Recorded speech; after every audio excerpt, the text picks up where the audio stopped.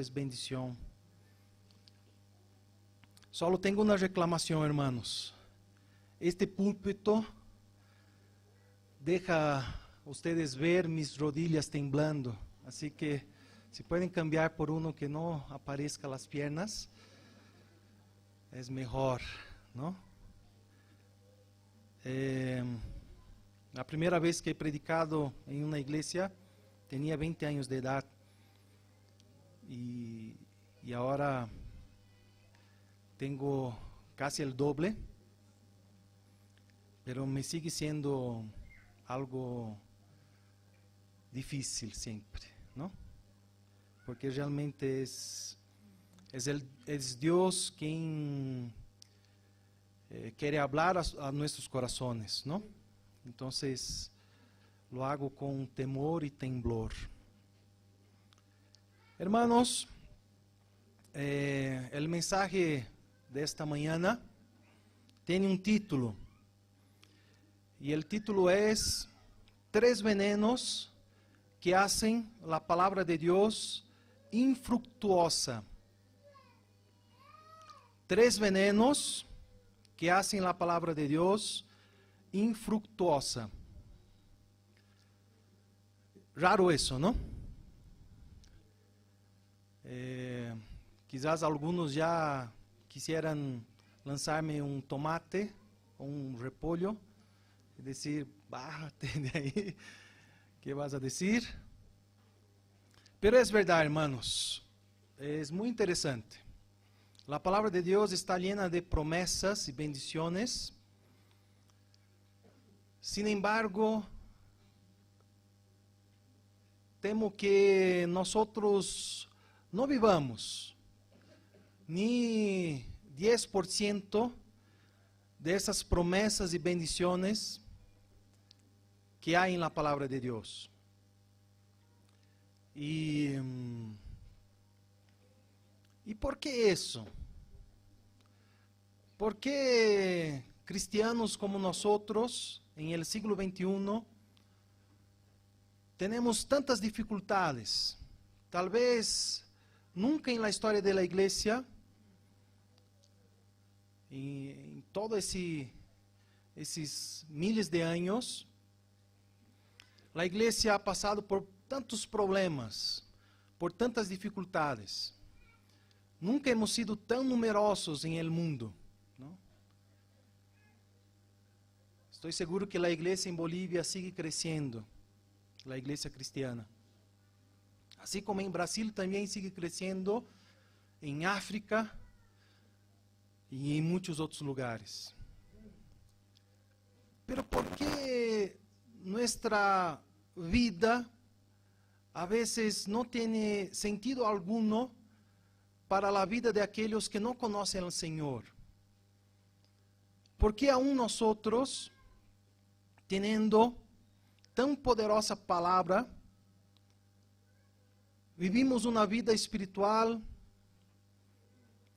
casi que, perdón, no he buscado la palabra en español, pero en portugués diría capenga, cayendo, ¿no? Sí, una vida espiritual así, bajoneada.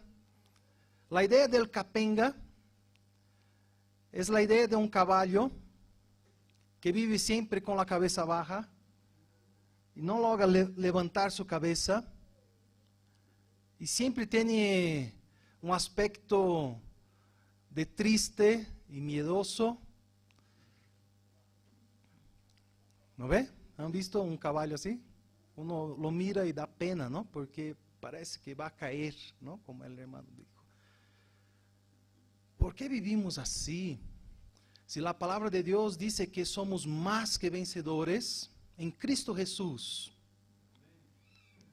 Aunque pasemos por muchas provaciones, como desnudez, hambre, muerte, persecución, enfermedad,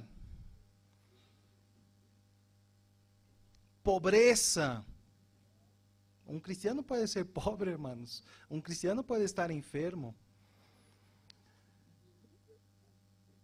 Pero la palabra de Dios dice que aunque pasemos por todo eso, aunque estemos en este estado, somos más que vencedores en Cristo Jesús.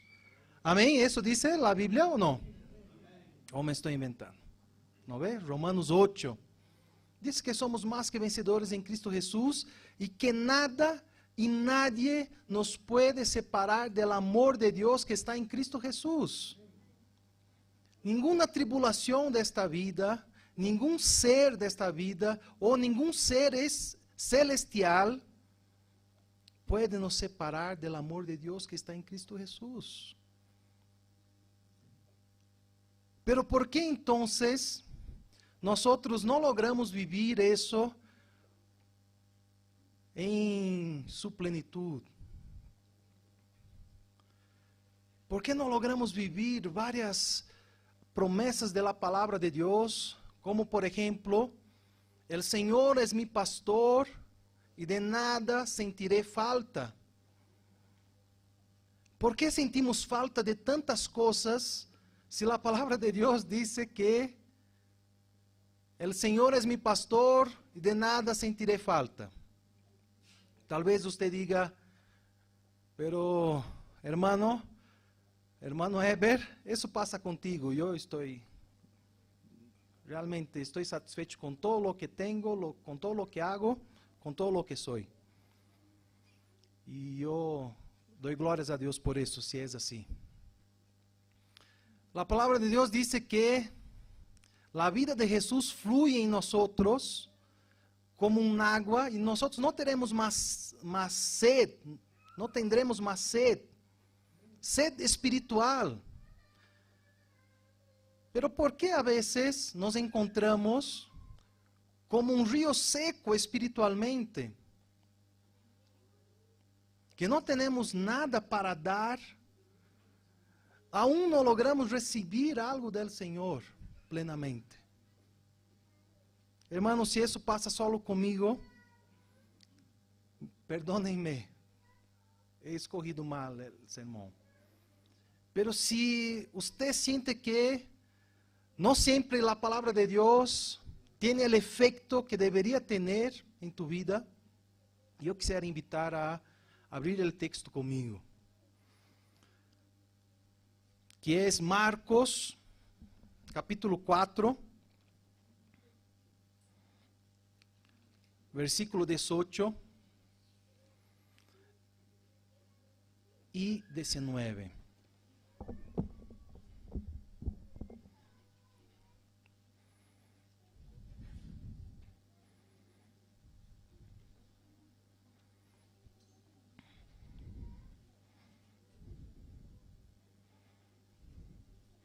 Marcos 4, 18 y 19.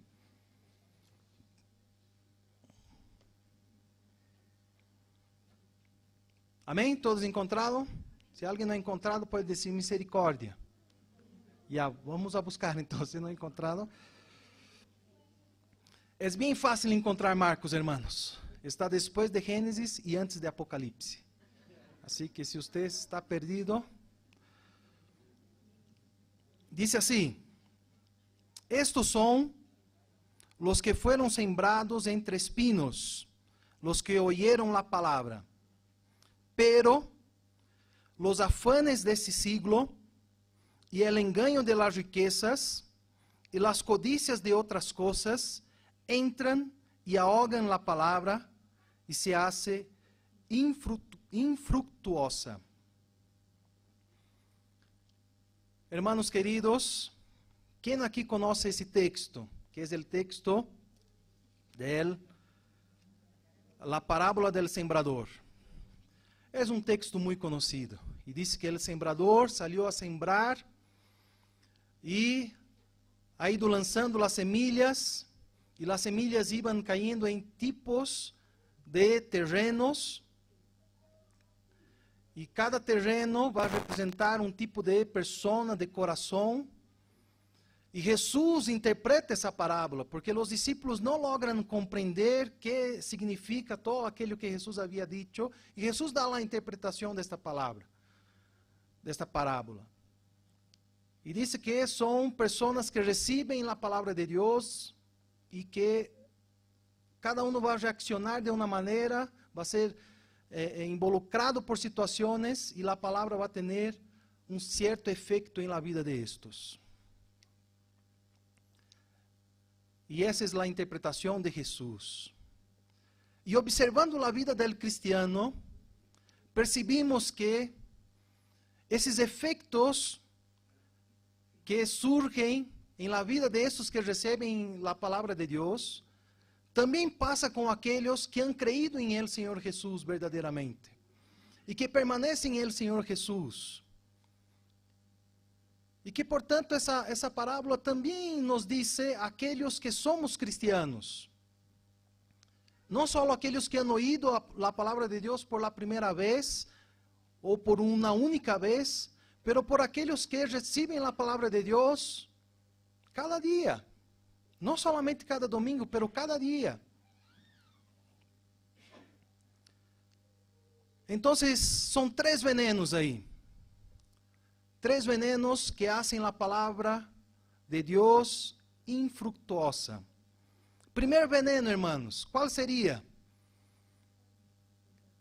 Los afanes de este siglo.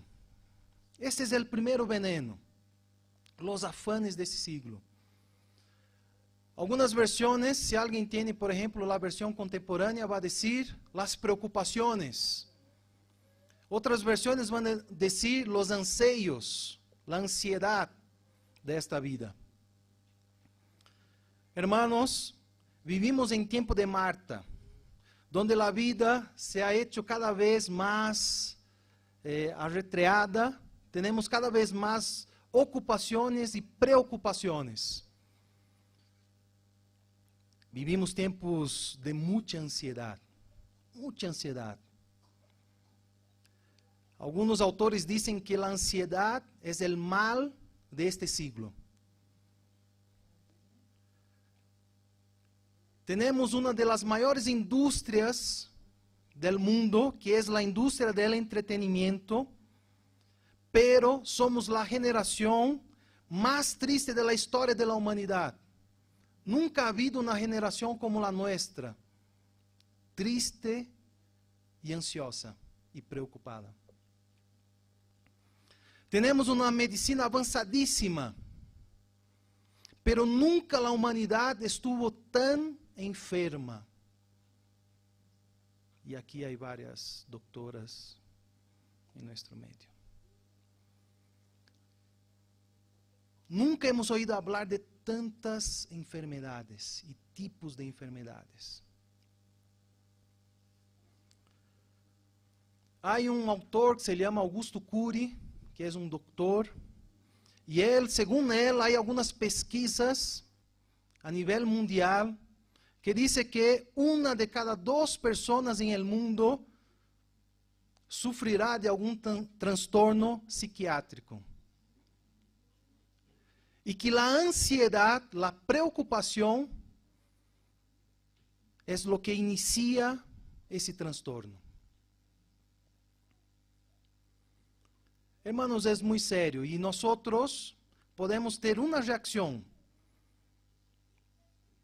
de decir así: sí, el hermano está en pecado, no cree, no tiene fe, por eso tiene ansiedad, por eso tiene preocupación, por eso le va mal, por eso está enfermo.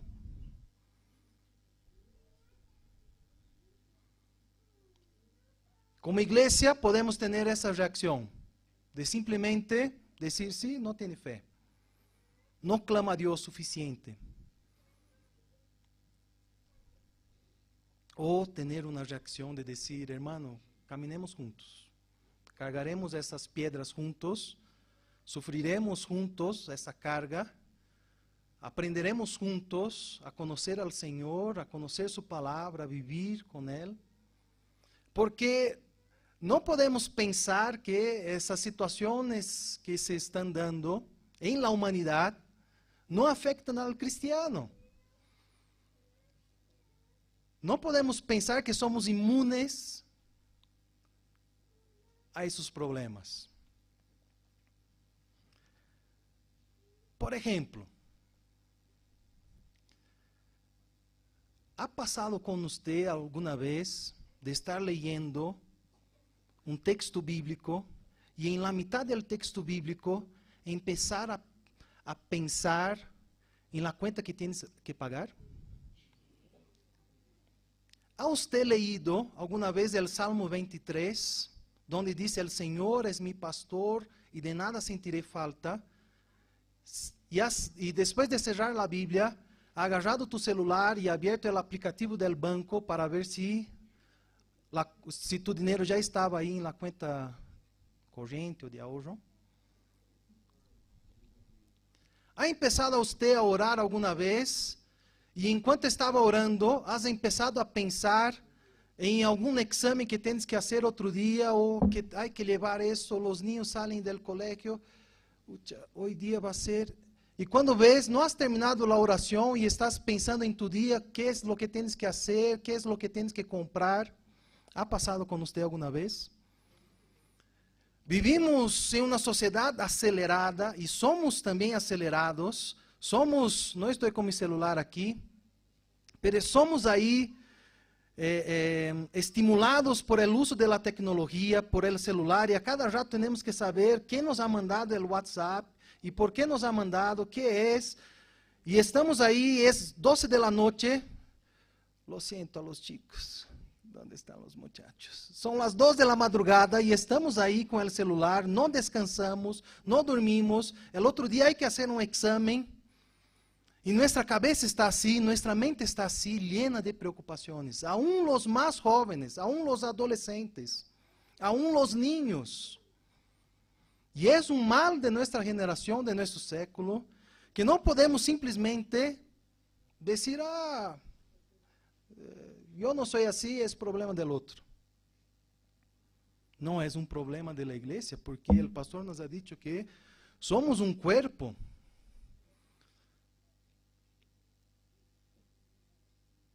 E não logramos terminar algumas de nossas orações, hermanos.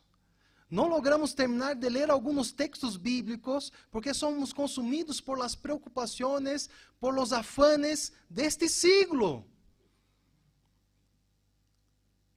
Que vienen e nos atrapan a nosso coração, a nossa mente, e nos perturban. E decimos crer em Deus e realmente lo cremos. Há uma oração maravilhosa em el texto bíblico. Há um jovem que está possuído e ele cai em el piso, empieza a jugar em el piso E mientras el joven está ahí en el piso, Jesús da la vuelta y mira a su padre y dice, ¿desde cuándo está así? Y su padre le dice, desde que era niño.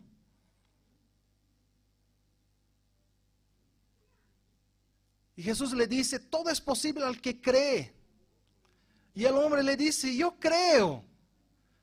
Pero hay una coma en el texto bíblico, o este hombre traga saliva e diz, eu creio, pero ayúdame em minha incredulidade. Em la mesma frase, esse homem disse, eu creio, pero ayúdame em minha incredulidade. E creio que, hermanos, as preocupações desta vida, os afanes desta vida, nos fazem justamente isso. Somos sinceros, e muitos de nós somos sinceros com o Senhor. Pero nos hemos dejado levar por los afanes e preocupações desta vida. Outro dia, comecei a pensar sobre a líquer em la secundária. Hermanos, já não me queda muitos cabelos para cair, assim que... E he empezado a pensar em isso, em minha cabeça... E quando eu disse, Senhor, o que estou fazendo? Perdóname, perdão, pastor, pero que idiota. Não posso ser tão idiota de estar pensando em algo que vai passar daqui 9, 7, não sei quantos anos. Que loucura é essa, hermanos? É muita loucura. Não sei se algum padre ou madre le ha pasado isso.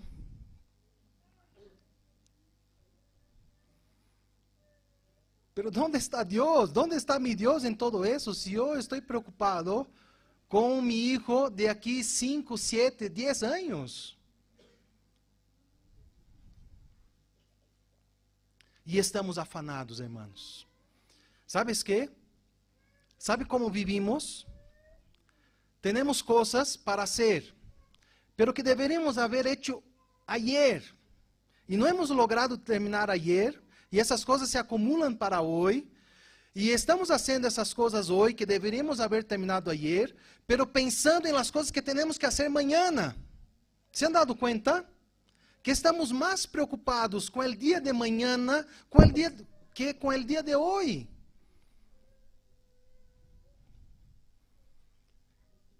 E o futuro a vezes nos hace temer. Porque estamos aí. Oímos falar de enfermedades e começamos então em uma neurose a cuidar, a limpiar todo, a comer isso e aquele alimento e estamos aí. E está bem que seamos sanos, pero não afanados. ¿Me entendem o que les quero dizer, hermanos? ¿Entienden lo que quero dizer? ¿Sabes qué, hermanos? No somos monjes. Aunque los monjes benedictinos decían, hay una frase de ellos, que es ora et labora. Ora y trabaja. Esos monjes trabajaron mucho y han desarrollado muchas cosas buenas para la sociedad. Pero entendían que el trabajo tenía su lugar y la oración tenía su lugar y trabajaban y oraban al mismo tiempo. Vale la pena conocerlos. ¿Sabes qué, hermanos? No somos monjes en el sentido de que vamos a una montaña y nos quedamos ahí, o entramos dentro de un monasterio y nos quedamos ahí todo el día. No, tú necesitas ganar tu plata o no. Tienes que pagar el colegio o no. Tienes que pagar tu casa. Tienes que pagar tu auto. ¿No ve? Tenemos que hacer eso. Pero en eso está, hermanos. Tenemos nuestras ocupaciones. Pero nuestros afanes y preocupaciones tenemos que entregarlas al Señor. La Bíblia não nos llama para ser desocupados, pero tampoco nos llama para ser preocupados. Há uma diferença enorme entre uma coisa e outra.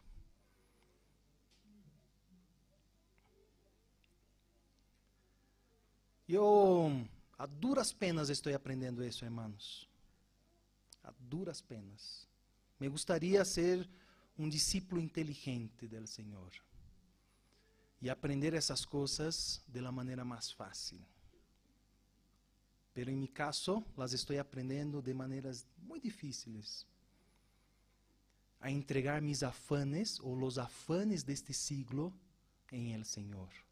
Confiado em el Senhor. La palavra de Deus, el Salmo diz que la sentinela vigila la ciudad en vano, se el Senhor não guardar. Não disse para a sentinela não vigilar, disse para vigilar confiando em el Senhor. E é isso, hermanos. Temos que despertar temprano, sim. Temos que trabalhar, sim. Temos os chicos do colégio, não pense que não há que ir ao colégio. Há que ir ao colégio, pero confiados em el Senhor. Plenamente confiados em el Senhor. Então, esse é o primeiro veneno, hermanos. Los afanes deste siglo. E vão a empeorar, chicos. E vão a empeorar, hermanos. Los afanes deste siglo vão a empeorar. Não pense você que a vida se nos vai ser melhor. Não. cada vez más haverá más afanes. Tú vas a terminar la U y te van a decir, ¿dónde está tu curso de inglés, de francés? ¿Dónde está tu posgrado? ¿Dónde está tu maestría? ¿No? Compramos um celular, lo miramos e decimos, ucha, ¿por que não é comprado aquele outro? Compramos um auto, damos uma volta. Ucha, se hubiera comprado aquele outro. Estamos sempre afanados, hermanos, com as coisas desse siglo. Se não confiarmos plenamente em El Senhor, esses afanes vão fazer com que a palavra de Deus cada vez mais seja infructuosa em nosso coração. Quisiera proponerles um antídoto para esse veneno: oração e vida devocional. Oração e vida devocional. A vida devocional deve ser um hábito, uma prática, uma constante em nossas vidas. E, hermanos, está bem que oremos mientras manejamos o auto em el tráfico, pero necessitamos exercitar uma prática de oração, onde damos aí 10, 15, 20 minutos, 30 minutos em nosso dia, em meio a los afanes desse siglo, para dizer, é mi tempo com o Senhor de oração, de entrega. Necessito decirle as coisas que estão em mi coração, los afanes deste siglo. Porque senão, hermanos, seguramente seremos conhecidos como uma igreja preocupada, afanada, que a palavra não tem efeito em sua vida. Qual seria o segundo veneno, hermanos? Perdão? Pero o que diz aí? Vamos ler toda essa partecita. Las riquezas está bem, pero hay todo aí. O que diz? El engaño de las riquezas. Esse é o segundo veneno, hermanos. E nossa geração também somos atacados por isso. ¿Sabes qué, queridos? Eu creio que cada vez vai ser mais fácil possuir coisas. E essa é uma tentação de nossa geração de relacionar-se com coisas. E cada vez vamos a ser mais fácil possuir coisas. Pero mientras poseemos, cada vez mais desearemos ter mais. E nossas excusas estarão embasadas por este engano de dizer, se eu fuera rico, eu haria isso, eu haria aquilo. Se eu fuera rico, eu ajudaria a los misioneros. Se eu fuera rico, ajudaria a igreja a construir isso e aquilo. E começamos a nos enganar por las riquezas, e começamos a desenhar as riquezas, e nos deixamos enganar por elas, e começamos a crer que essas riquezas nos vão a trazer felicidade, nos vão a trazer maturidade, nos vão a trazer ou nos transformar em pessoas que realmente somos generosas e ajudamos ao prójimo, porque somos ricos. Pero as riquezas são enganosas, queridos. E não estou dizendo que um cristiano não pode ser rico. Mas bem, havia em el tempo de Jesus, por exemplo, José de Arimatea, era um homem muito rico. Tinha uma sepultura nuevita. Era algo muito difícil em essa época. Só os ricos tinham isso.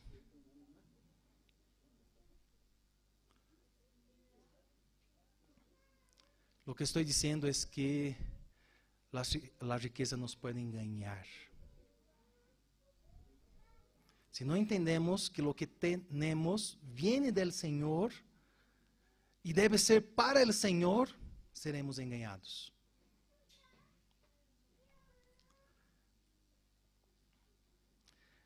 Sabes que el engaño de la riqueza nos lleva a más preocupaciones y ansiedades. Porque queremos poseer, queremos ganhar, queremos ganar, queremos enriquecer, e isso nos leva a mais afanes.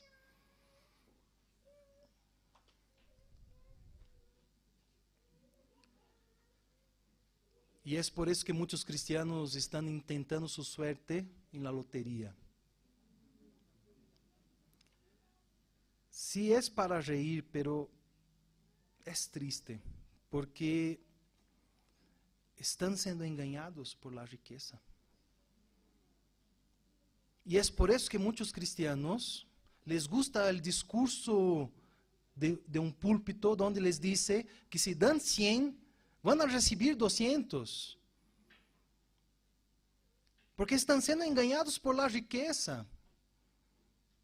Confiesan a Jesucristo, pero en la realidad no dan a Jesucristo, pero dan porque están siendo engañados por la riqueza, porque quieren tener más. No están dando porque quieren ayudar al necesitado, ayudar al afligido, ayudar a la iglesia de Jesucristo, pero están dando porque quieren recibir. Y nosotros tenemos que consultar nuestro corazón, si no estamos haciendo eso también. Se não estamos fazendo um trueque com o Senhor, de dar não somente nosso dinheiro, mas nosso tempo ou nossas coisas, pensando em receber algo do Senhor, engañados por las riquezas. O engaño de las riquezas nos leva a las comparações com os outros. Miramos a casa del outro e diz: "Uau, que casota! Eu também tenho que ter uma casa assim. Este hermano não é melhor que eu." Miramos su auto e empezamos a hacer comparações, engañados por la riqueza. Lo que tú tienes es una bendición. Lo que tú eres es una bendición. Não puedes estar amargado, afligido, preocupado, porque não tienes lo que tu hermano tiene. Isso é o engaño de la riqueza, queridos. E passamos, se ustedes empezarem a cronometrarem os minutos del dia que nós passamos, ou que tu passas, pensando em las coisas que não tienes, vas a ver que gran parte del dia estás pensando em lo que não tienes e deixando de agradecer lo que tienes. Haz uma prueba.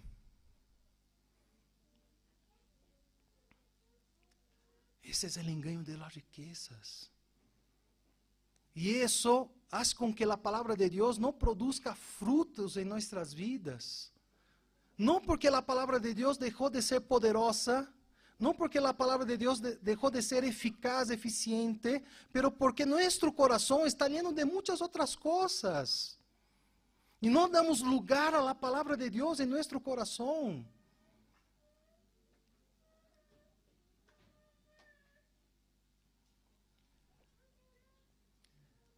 O engaño de las riquezas leva a la envidia.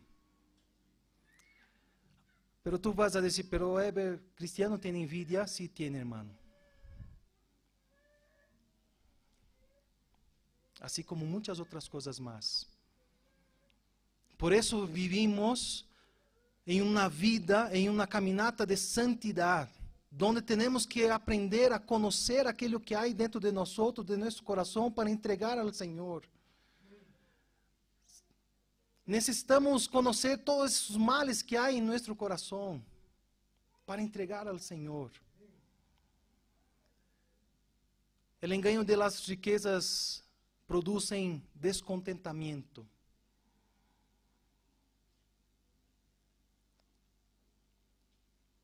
O hermano está deprimido, ansioso, e uno vai falar com ele e diz: "Sí, es que necessito cambiar de casa, necessito cambiar de auto, es que minha esposa não hace isso, es que mis hijos não hacen aquello." Descontento. E tem muitas coisas. pero no hay contentamiento en su corazón. Es serio, hermanos. Es muy serio. Un antídoto para el engaño de la riqueza es la gratitud. El cristiano es alguien grato, porque tiene aquello que no merece, porque tiene la vida de Jesús, la cual él no merece. Y eso basta, la gracia de Dios nos basta, hermanos.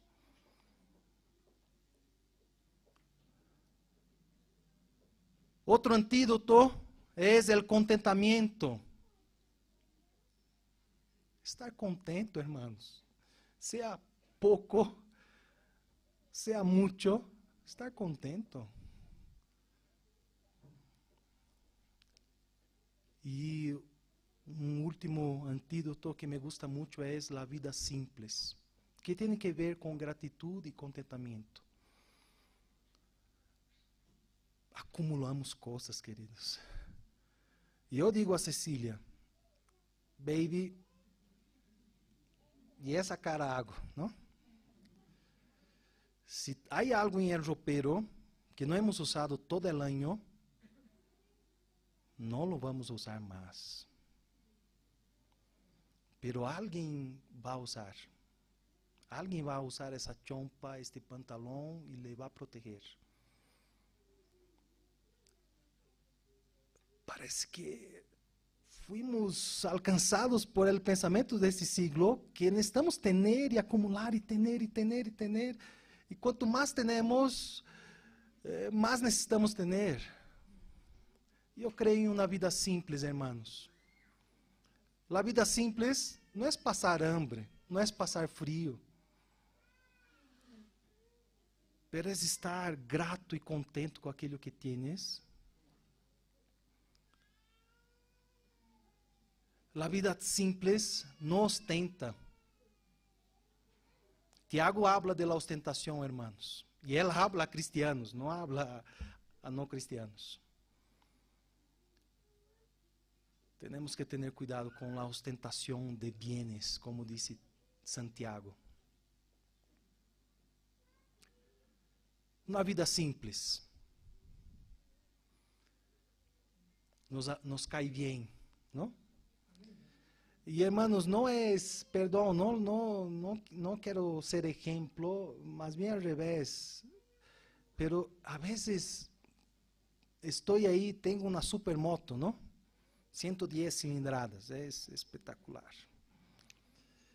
Y a veces paso en algunas paradas de bus y veo la gente ahí y me da vergüenza y digo, puedo ir y venir y volver y estar y la gente ahí aplastada dentro de los buses y digo, y tantas otras situaciones que las personas tienen tan poco y tengo tanto y digo,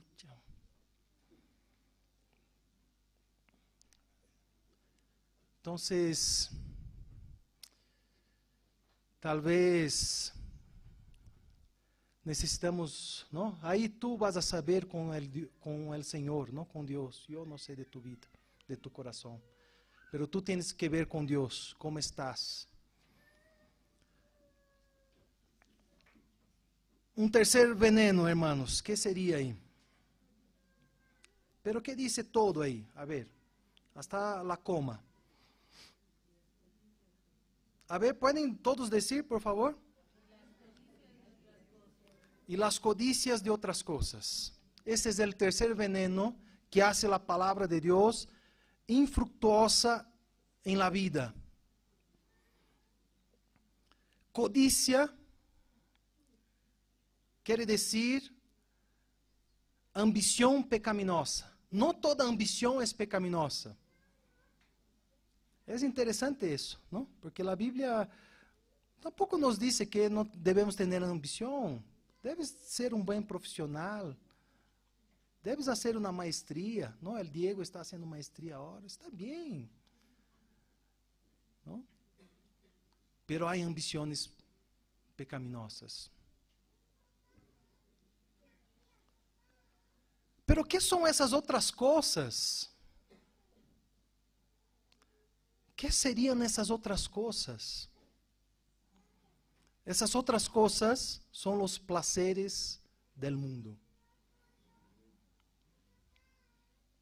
Los afanes de ese siglo, el engaño de las riquezas y los placeres de este mundo. Ese es un otro problema para nosotros, ¿no? A veces empezamos nuestra vida cristiana a 110, ¿no? De fervor, y vamos caminando, caminamos, llegamos a 10 años, 15, 20, 30 años, y empezamos a darnos gustitos.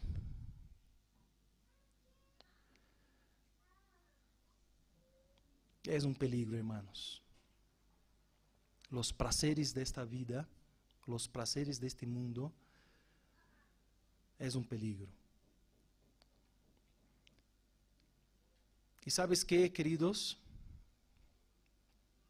No usamos drogas ilícitas, pero usamos varias otras lícitas.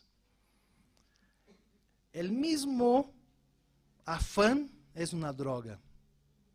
Conozco personas que se gloriam de ser preocupadas e dizem que necessitam dessa adrenalina para sobreviver, como uma droga.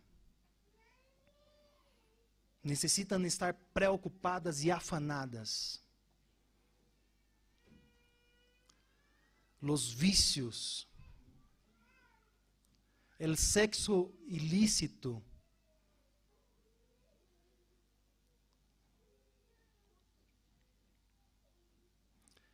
pero empezamos a poner una cara bonita a todo eso, ¿no? La glutonaria, la lujuria. Y no damos los nombres a nuestros pecados, a los placeres de este mundo que nos gusta cultivar en nuestras vidas. Y no los entregamos al Señor, y no damos nombre a eso. Y vamos mascarando y vamos viviendo una vida religiosa que aparentemente es bonita, pero adentro estamos sufriendo. Porque estamos cultivando cosas en nuestro corazón que no permiten que la palabra de Dios sea plena en nuestras vidas.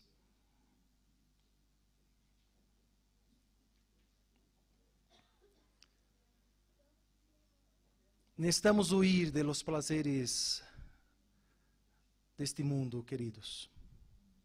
No hay otra. Yo quisiera decir algo muy novedoso a ustedes, pero es eso. Necesitamos huir de los placeres de este mundo.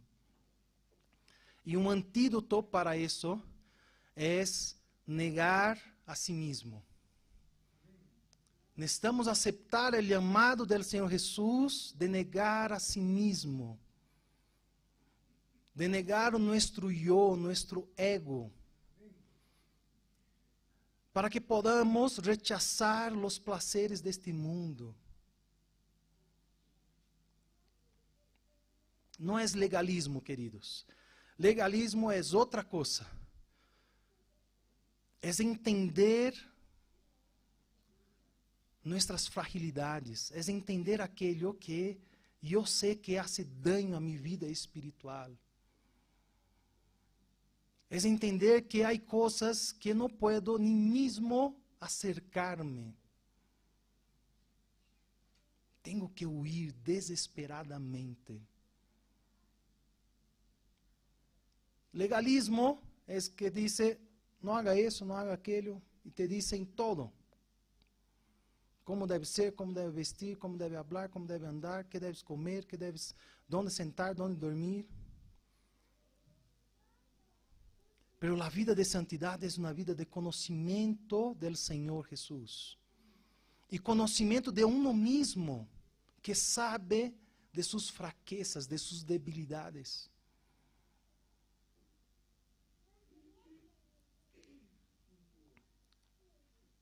Entonces necesitamos negar a nuestro yo, a nuestro ego. Necesitamos negar uno a sí mismo. Pero queridos, todo ese antídoto que hemos dicho no tiene sentido si no realmente vivimos la centralidad de la cruz de Cristo en nuestras vidas. Porque senão isso pode tornar-se uma autoayuda em nossas vidas.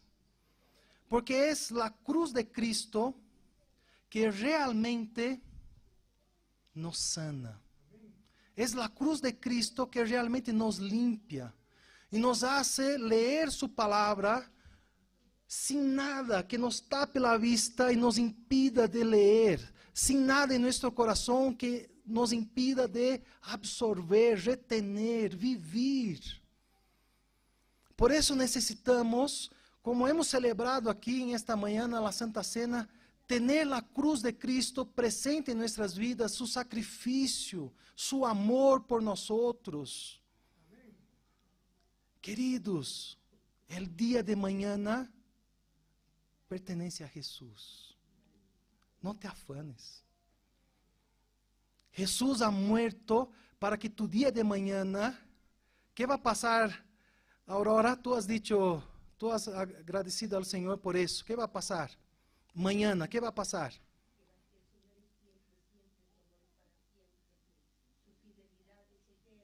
¿Y su misericordia? Mañana su misericordia va a estar. Es una promesa, queridos.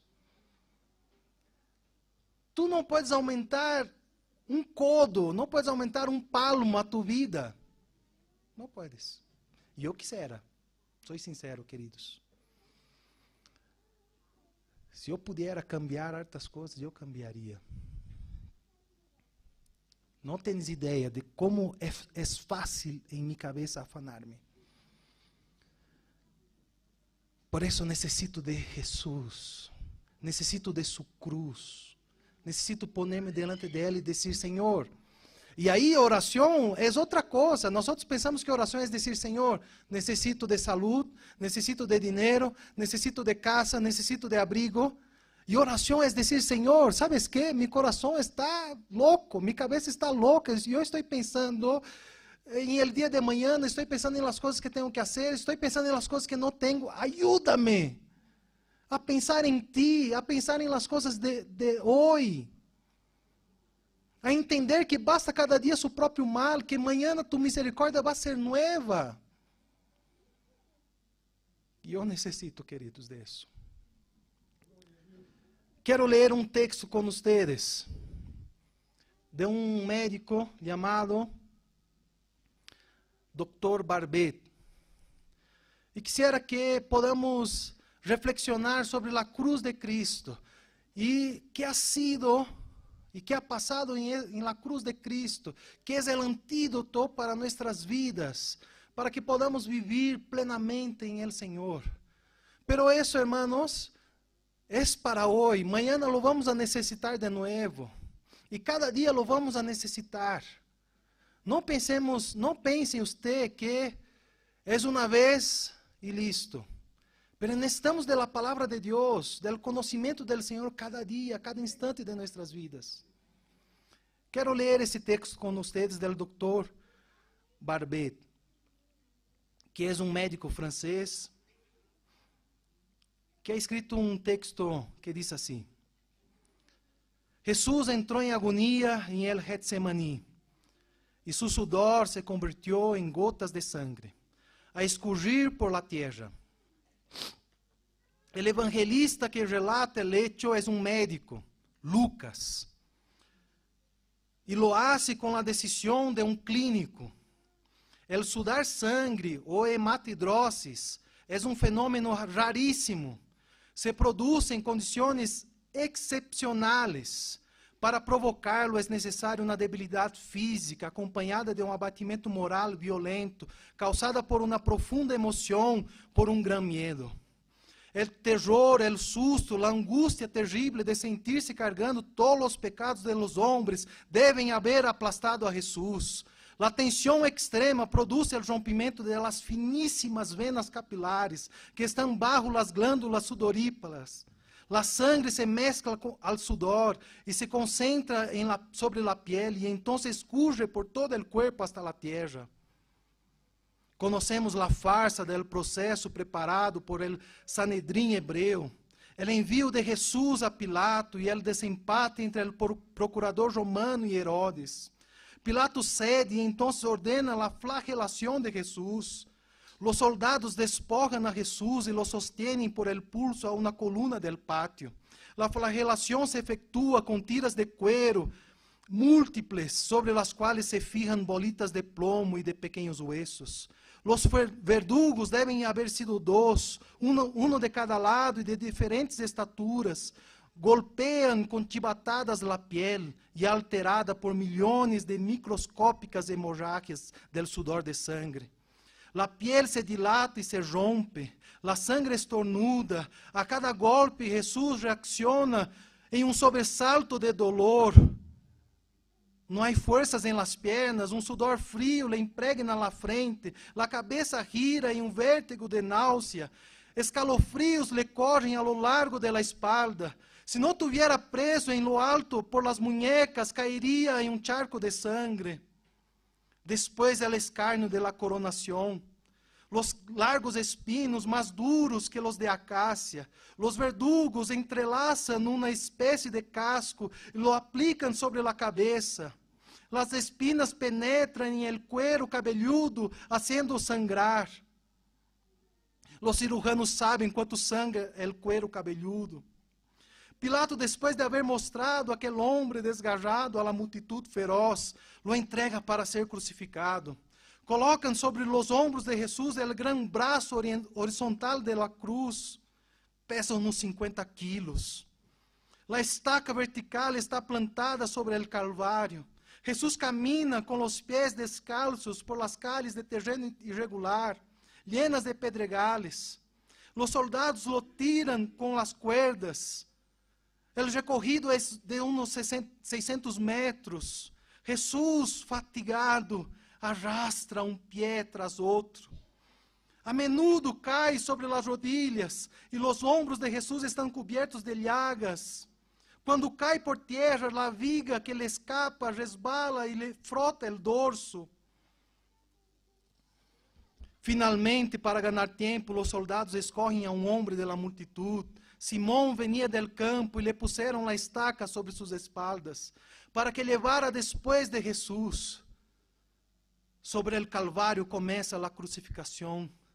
Los verdugos despojan al condenado, pero la túnica está pegada en las llagas y la quita produce dolor atroz. Quien ya sacó un vendaje de gasa de una gran herida se da cuenta de lo que se trata. Cada hilo de tejido se adhiere a la carne viva. Al llevar la túnica, se le laceran las terminaciones nerviosas puestas en descubierto por las llagas. Los verdugos dan un tirón violento. Hay un riesgo de que todo el dolor cause una síncope. Pero todavía no es el final. La sangre comienza a escurrir. Jesús es acostado de espaldas, sus llagas se incrustan de polvo y pedregales. Deposita sobre el brazo horizontal de la cruz. Los verdugos toman las medidas. Con una broca se hace un agujero en la madera para facilitar la penetración de los clavos. Los verdugos toman un clavo, un largo clavo pontiagudo y cuadrado. Lo apoiam sobre a muñeca de Jesus com um golpe certeiro de martilho, lo plantam e lo rebotam sobre a madeira. Jesus deve haver contraído seu rosto, o nervo mediano se lesionou. E se pode imaginar o que Jesus deve haver provado, um dolor lancinante, agudíssimo, que se difundiu por los dedos e se extendió por los ombros, alcançando o cerebro. El dolor más insoportable que un hombre puede probar, es decir, la producida por la lesión de los grandes troncos nerviosos, provoca una síncope y hace perder la conciencia. En Jesús no. el nervio es destruido solo en parte, la lesión del tronco nervioso permanece en contacto con el clavo. Cuando el cuerpo es suspendido en la cruz, el nervio se estira fuertemente como una cuerda de violín estirada sobre la clavija. A cada golpe, a cada movimento, vibrará despertando dores agudíssimas. Suplício que durará horas. El verdugo e su ayudante empunham el extremo del bloqueio, elevam a Jesus, colocando o primeiro sentado e depois em pé. Por lo tanto, haciéndole caer hacia atrás, lo apoyan en la estaca vertical, luego él apriete rápidamente el brazo horizontal de la cruz sobre la estaca vertical. Los hombros de la víctima se frota dolorosamente sobre la madeira áspera. Las puntas cortantes de la gran corona de espinas penetran el cráneo. La cabeza de Jesús se inclina hacia adelante, ya que el diámetro de la corona le impide apoyarse en la madera. Cada vez que el mártir levanta la cabeza, reanudan las puntadas agudas de dolor. Clavan-lhe los pies. Jesús tiene sed. No bebió desde la tarde anterior. Su cuerpo es una máscara de sangue. La boca está semiabierta. El labio inferior começa a pender. La garganta seca le queima. Pero él no puede tragar. Tiene sed. Um soldado lhe extiende sobre a punta de uma vara uma esponja mojada com uma bebida ácida, uso entre os militares. Todo aquilo é uma tortura atroz. Um estranho fenômeno se produz em el cuerpo de Jesús. Los músculos de los braços se endurecem em uma contracção que se acentuará. Los deltoides, los bíceps estirados e levantados, los dedos se encurvam. E é como sucede a alguém herido de tétano. A isso os médicos chamam de tetania. Quando os sintomas se generalizam, os músculos do abdômen se endurecem ou las imóvel. E em seguida aqueles entre as costilhas, los del cuello e los respiratórios. A respiração se hace pouco a pouco mais corta. O aire entra como um sílbido, pero já não pode sair.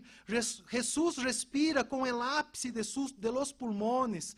Tiene sed de aire como um asmático em plena crise. Su rostro pálido pouco a pouco se vuelve rojo, luego se transforma em violeta púrpura e finalmente em ciático. Jesús está envuelto por la asfixia, sus pulmones llenos de aire ya no pueden vaciarse, la frente está impregnada de sudor, los ojos salen fuera de órbita. Pero ¿qué pasa? Lentamente, com um esforço sobre-humano, Jesús toma um ponto de apoio sobre o clavo de los pies, se esforça a pequenos golpes e se eleva aliviando a tração de los braços, los músculos del tórax se distendem, a respiração se vuelve mais ampla e profunda, os pulmões se vaciam, o rosto recupera a palidez inicial. Pero ¿por qué este esfuerzo? Porque Jesús quiere hablar. Padre, perdónalos, porque não sabem lo que hacen. Luego el cuerpo começa a aflojar de nuevo e la asfixia se reanuda. Se transmitieron 7 frases pronunciadas por él en la cruz. Cada vez que quiere hablar, debe elevar teniendo como apoyo el clavo de los pies. ¡Qué tortura! Atraídos por la sangre que escurge por el coagulado, enjambre de moscas zumbam alrededor de su cuerpo, pero él no puede espantarlas. Pouco depois, o cielo se escurece, o sol se esconde e de repente a temperatura diminui. Pronto serão 3 da tarde, sus dolores, la sed, los calambres, la asfixia, el aterrar de los nervos medianos, le arrancan um lamento. Dios mío, ¿por qué me has abandonado?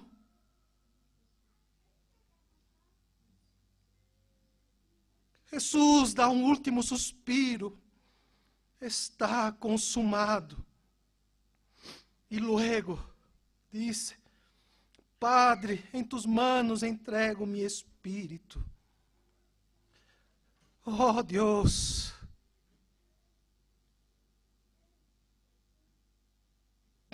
perdónanos, Señor.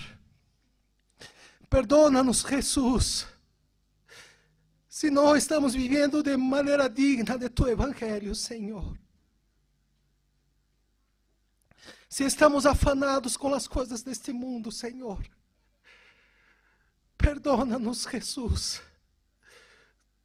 Tú te has entregado por nosotros, Señor, para que vivamos una vida de abundancia, Señor. Perdónanos, Señor, si temos sido engañados, ó Deus, por las riquezas deste mundo, Senhor.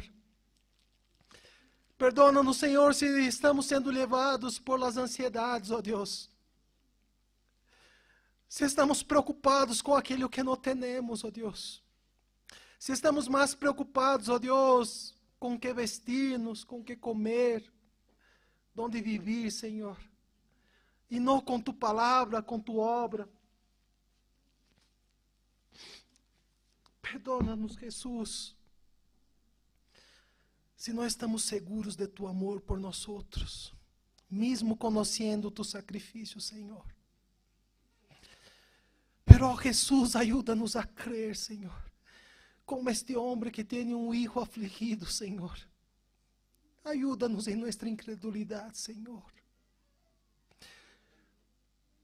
Ajuda-nos a permanecer firmes em ti, Senhor. Em tu palavra, em tus caminhos, ó Deus. Senhor, tu conheces o coração de cada um que aqui está, Senhor.